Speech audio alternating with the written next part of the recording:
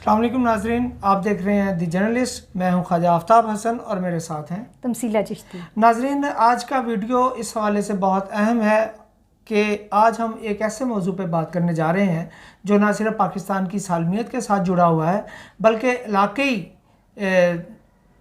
सतह पर और आलमी सतह पर इसकी बहुत ज़्यादा अहमियत है।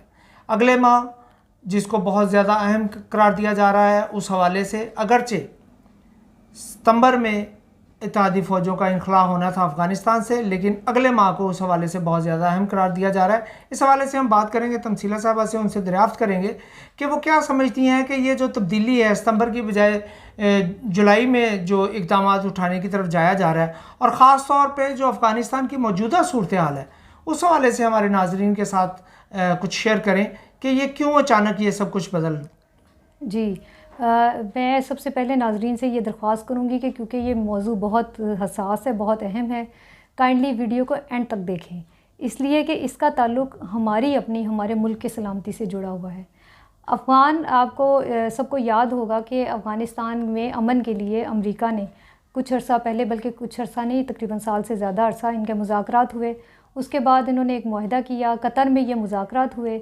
और ख्वाजा साहब देखिए, ये कैसे मुज़ाकरात थे कि उसमें जो उसके असल फ़रीक अफ़गान हुकूमत को बाज़ाब्ता तौर पर पहली सतह पे शामिल ही नहीं किया गया। उसकी वजह ये थी कि इन्होंने तालिबान पे फ़ोकस किया।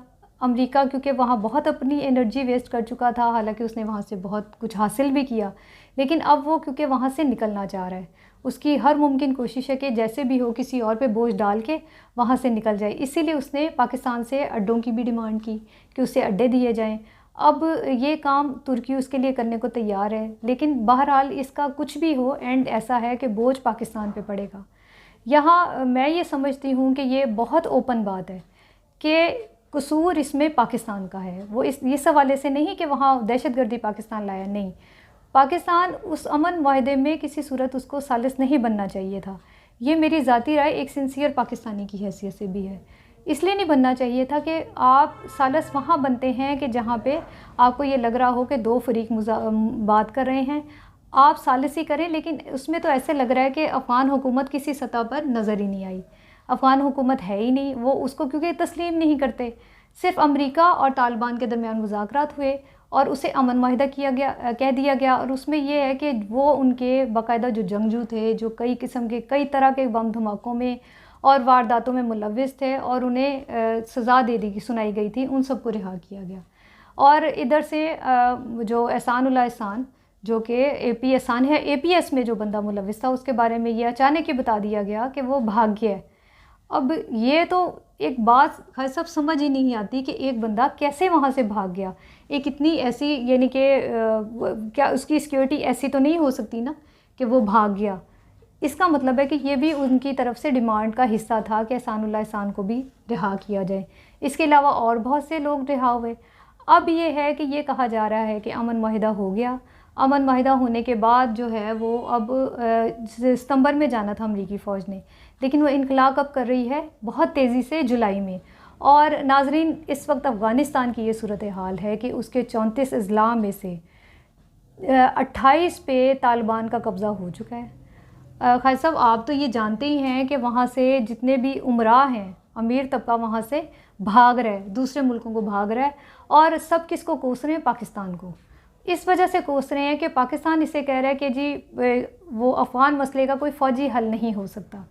सवाल ये पैदा होता है कि अगर जो हथियार उठाते हैं उनको या तो कहा जाता है कि वो जंगजू हैं, या फिर उन्हें कहा जाता है कि वो फ्रीडम फाइटर हैं।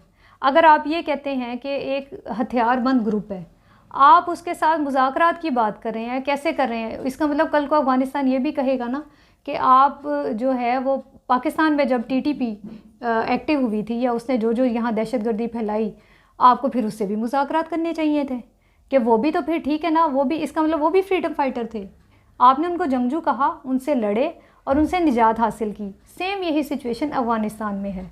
अब पाकिस्तान उसको बार बार यही कही जा रहा है, और पाकिस्तान समेत अमेरिका को तो अपनी जान बचानी है, लेकिन मेरा ये ख्याल है कि पाकिस्तान को फिर किसी सतह पर इसमें शामिल ही नहीं होना चाहिए था कि आप उनकी मुसालहत करा रहे हैं जो खुद मुसालहत के लिए तैयार ही नहीं है। अच्छा, मैं यहाँ पे एक गुजारिश करना चाहूँगा आपसे कि वहाँ पे दोहा मुज़ाकरात में ज़ाहिर है पाकिस्तान ने फैसिलिटेटर का किरदार अदा किया और अमरीकी ख्वाहिश पे किरदार अदा किया, ठीक है। अब वहाँ पे अफ़गान हुकूमत की अदम शमूलियत के बावजूद अगर वहाँ से अफ़गानिस्तान से जंगजू रहा किए गए तो इसका मतलब यह है कि अफ़गान हुकूमत ने उसके मुज़ाकरात के नतीजे में होने वाले फ़ैसले को कबूल किया और वो दरपर्दा उनकी ख्वाहिश भी थी कि वो किसी तरीके से अमेरिका के ज़रिए अपने मामलात को ठीक कर लें। कतई नज़र इसके कि उस वक़्त तालिबान की चढ़ाई उस तरह नहीं थी जो मौजूदा सूरत हाल है, और यकीनन अगर अब अमेरिका अफ़गानिस्तान से जा रहा है तो मेरा ख्याल है कि एक ताकतवर थानेदार जब अपना इलाका छोड़ता है तो उसकी कोशिश और ख्वाहिश होती है कि वो ऐसे हालात पैदा करके जाए कि लोगों को उसकी अहमियत का अंदाज़ा हो।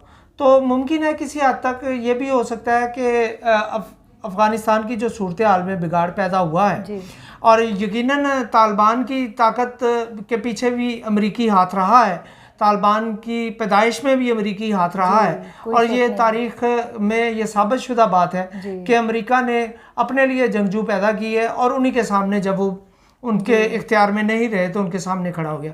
अब जब वो जा रहा है तो कहीं वो ऐसा तो नहीं कि वो ये कोशिश कर रहा है कि वो ये बताए कि देखें हमारे होते हुए आपका मुल्क सलामत था, अब हम छोड़ के जा रहे हैं तो देखें तालिबान दोबारा जोरावर हो रहे हैं, और यकीनन जब तालिबान जोरावर होंगे तो वहाँ पे वही इश्यूज होंगे जो तालिबान हुकूमत के दौर में थे बच्चों के हवाले से, बच्चियों की तालीम के हवाले से, ख़वातीन के हवाले से।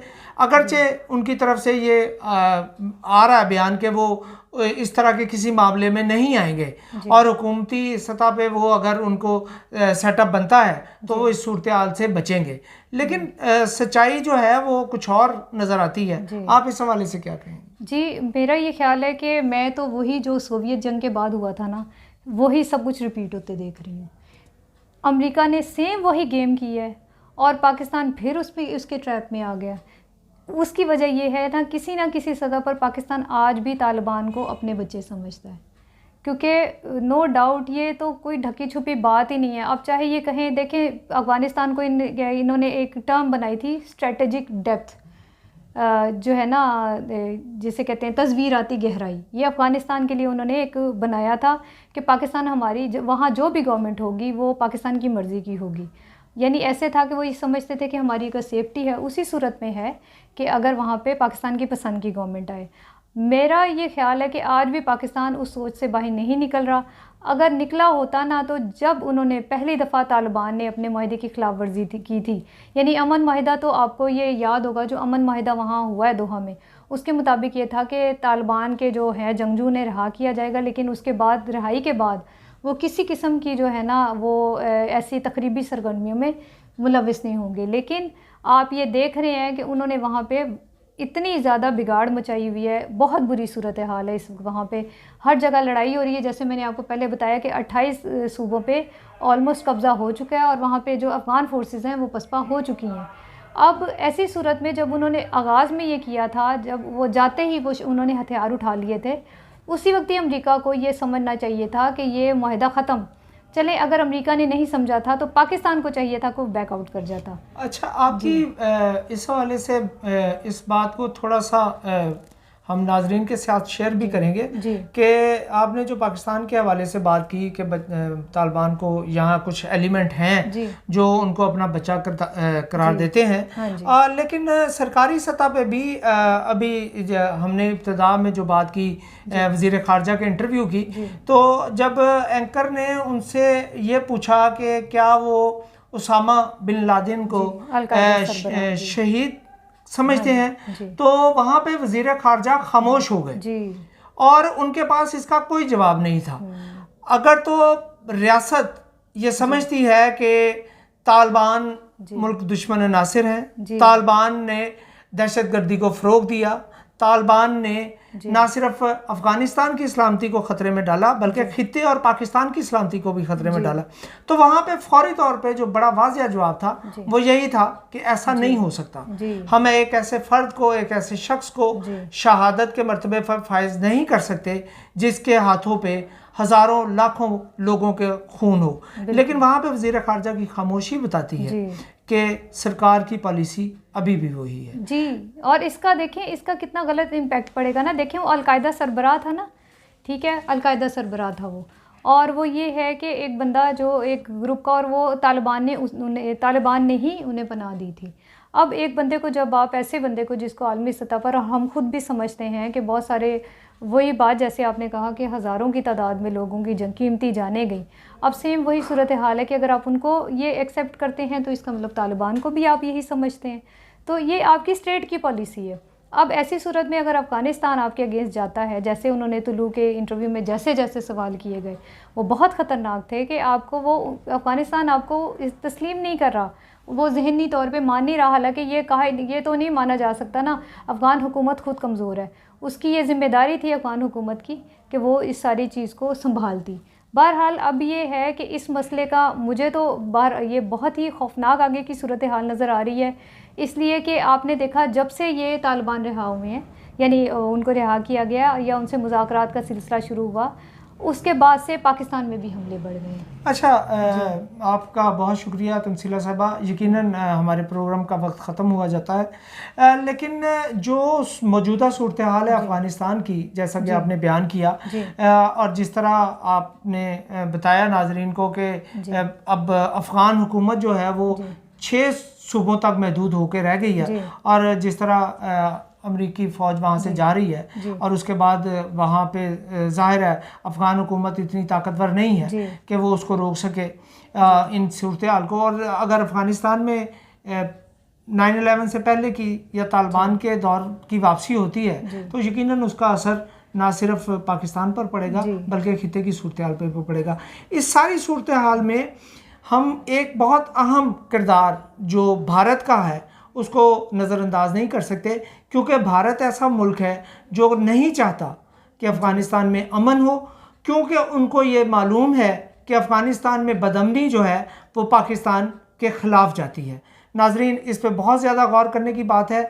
इसमें एक मुहिब वतन पाकिस्तानी होने के नाते हम सब का फ़र्ज़ है कि हम अपने हद तक ये क्लियर हो जाएं कि पाकिस्तान के लिए किसी भी तौर पे दोहरी राय कायम करना या इबहाम की पॉलिसी इख्तियार करना किसी भी तौर पे दुरुस्त नहीं है। हमें बिल्कुल वाज़ह खारजा पॉलिसी की ज़रूरत है और दो टोक खारजा पॉलिसी की ज़रूरत है। दी जर्नलिस्ट को सब्सक्राइब करें, लाइक करें, शेयर करें, हमें अपनी राय से आगाह करें। हमें इजाज़त दें। अल्लाह हाफ़िज़।